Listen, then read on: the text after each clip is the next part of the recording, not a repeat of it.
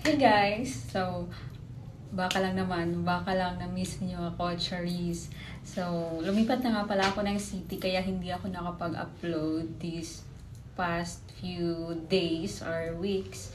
Pasensya na kayo guys, sobrang busy talaga ng April ko or naging busy ako sa Iloilo at sa resignation ko guys. So, ayun, nag-resign na ako sa dati kong work kasi lumipat na ako ng ibang city. And share ko lang sa inyo today kasi today is my first day na nag-grocery ako guys. Eto. Kaya i-share ko lang sa inyo kung ano yung mga binili ko. Yun lang naman guys.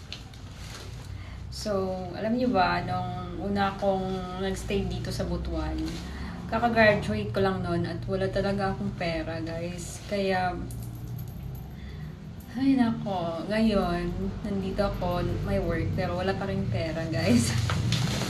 Yun joke. Huwag natin i-manifest na wala tayong pera. Dapat kahit wala tayong pera, sabihin natin na meron. Para the universe might hear us. Sana naman. So, pumunta ako ng EO, guys, kasi need ko na ng solution. So, wala na akong solution. So, ayan. Ayan, nabili ko for 89 pesos. So, ito lang muna yung binili ko guys. So, sa grocery, sa isang tissue, ayan. At isa pang tissue na yung tissue to go para may mabitbit akong tissue pag umaalis ako. Dalawang iglog. Actually, right now, I'm so gutom na talaga guys. Pero, mag-vlog muna ako for everyone. So, ayan, dalawang iglog. Milk kasi nung isang araw ko pag gustong uminom ng gatas. Pero bakit parang something is wrong with this? Ano yan? Okay na to. Sorry.